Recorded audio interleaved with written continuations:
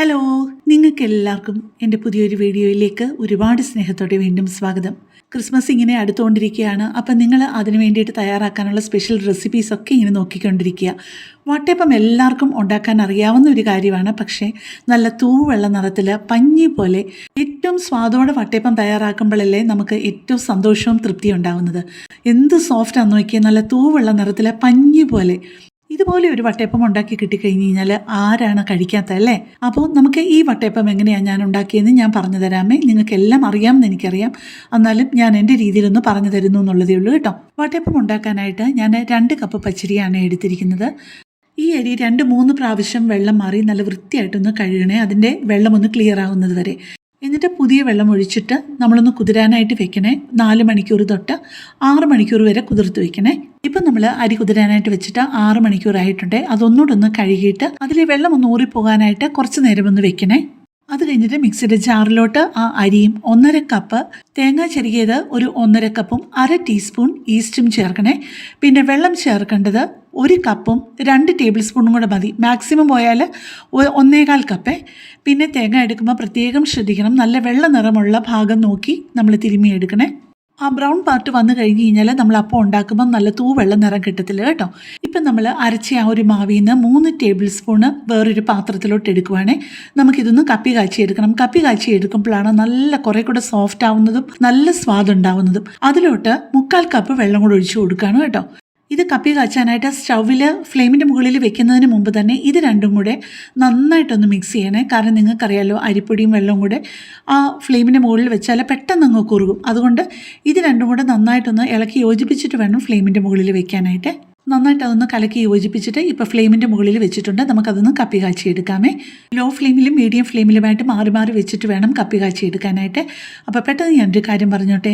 എൻ്റെ ഈ ചാനലും എൻ്റെ ഈ വീഡിയോയും ഒക്കെ ആദ്യമായിട്ട് കാണുന്ന ആരെങ്കിലുമൊക്കെ ആണെന്നുണ്ടെങ്കിൽ ക്രിസ്മസ് വീഡിയോകളും അല്ലാതെ ഒരുപാട് നല്ല നല്ല വീഡിയോകളും ക്രിസ്മസിന് വീട് ഡെക്കറേറ്റ് ചെയ്യുന്നത് എങ്ങനെയാണെന്നും ചിലവ് കുറച്ച് അങ്ങനെ ഒരുപാട് വ്യത്യസ്തമായിട്ടുള്ള റെസിപ്പികളുണ്ട്.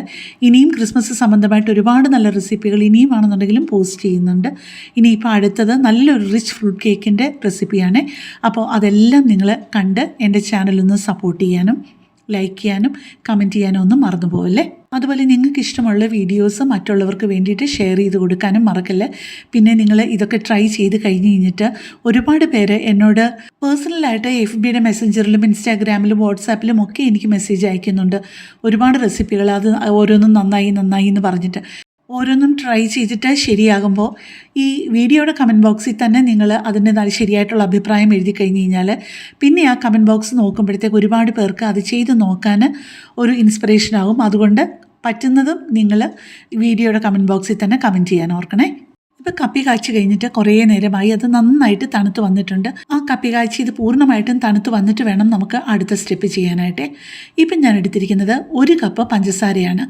അപ്പത്തിന് സാമാന്യം മധുരമുണ്ട്, പക്ഷേ ഇത് ഇച്ചിരി നല്ല മധുരം വേണം എന്നുള്ളവർക്ക് ഈ 2 കപ്പ് പച്ചരി കൊണ്ട് നമ്മൾ വട്ടയപ്പം ഉണ്ടാക്കുമ്പോൾ ഒരു 1.25 കപ്പ് പഞ്ചസാര വേണേ. ഇപ്പം അതിനോട് ചേർത്ത് കൊടുത്തത് ഒരു 1/4 ടീസ്പൂൺ ഉപ്പും 3/4 ടീസ്പൂൺ ഏലക്കാപ്പൊടിയുമാണ്. ഇപ്പം നമ്മൾ ആ മിക്സി ജാറിലോട്ട് ചേർത്ത് കൊടുത്തിരിക്കുന്നത് കപ്പി കാച്ചിയതും പഞ്ചസാരയും ഏലക്കാപ്പൊടിയും ഉപ്പും 2 ടേബിൾ സ്പൂൺ വെള്ളവും കൂടെയാണ്. വെള്ളം ഒരിക്കലും കൂടി പോകാതിരിക്കാനായിട്ട് നിങ്ങൾ പ്രത്യേകം ശ്രദ്ധിക്കണേ.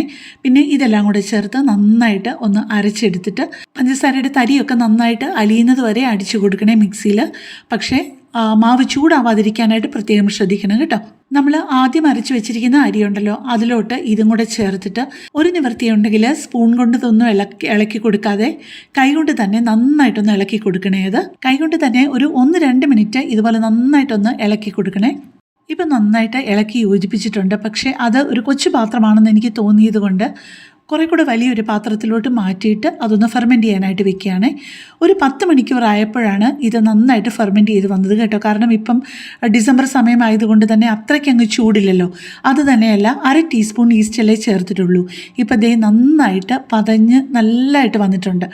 പിന്നെ നിങ്ങൾക്ക് ഈസ്റ്റ് ചേർക്കാൻ താല്പര്യമില്ലെങ്കിൽ ഒരു 2 തേങ്ങയുടെ വെള്ളത്തിൽ 1-2 ടേബിൾ സ്പൂൺ പഞ്ചസാരയും കൂടി ചേർത്ത് ഒന്ന് ഇളക്കി ഒരു 8-10 മണിക്കൂർ വെച്ചാൽ ഒരു കള്ളിൻ്റെ ആ ഒരു ഗുണം കിട്ടും, ചെറിയൊരു മണവും കിട്ടുമേ.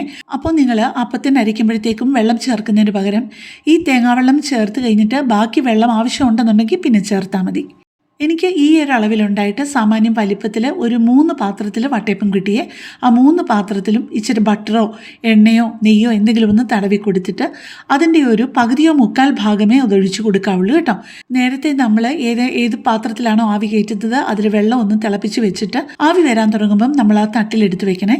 തട്ടിലെടുത്ത് വെച്ച് അടച്ച് നല്ല ഫ്ലെയിമിൽ കുറച്ച് നേരം വെച്ച് കഴിഞ്ഞിട്ട് ഒരു 2 മിനിറ്റ് കഴിയുമ്പോൾ നമ്മൾ മുന്തിരിങ്ങയോ നട്ട്സോ വല്ലതും ഇട്ട് കൊടുക്കണം എന്നുണ്ടെന്നുണ്ടെങ്കിൽ ഒരു 2 മിനിറ്റ് കഴിഞ്ഞിട്ട് തുറന്നിട്ട് കാഷ്യൂ നട്ട്സോ റൈസിൻസോ എന്താണെന്ന് വെച്ച് കഴിഞ്ഞാൽ ഇട്ട് കൊടുത്തിട്ട് അത് അപ്പം തന്നെ വേഗം അടച്ചിട്ട് ഒരു മീഡിയം ഫ്ലെയിമിൽ ഒരു 10-15 മിനിറ്റ് വെക്കുമ്പോഴേക്കും നമ്മളുടെ വട്ടയപ്പം നല്ല സോഫ്റ്റായിട്ട് കറക്റ്റായിട്ട് വെന്തിരിക്കും. വട്ടയപ്പം റെഡിയായി നമ്മൾ പുറത്തെടുത്തിട്ട് അത് പൂർണ്ണമായിട്ടും തണുത്ത് കഴിയുമ്പോഴേക്കും ഇതുപോലെ പെതുക്കെ ഒന്ന് വിടുവിച്ച് കൊടുത്താൽ സൈഡിൽ നിന്ന് പെട്ടെന്ന് ഇങ്ങനെ വിട്ടുപോരുമേ.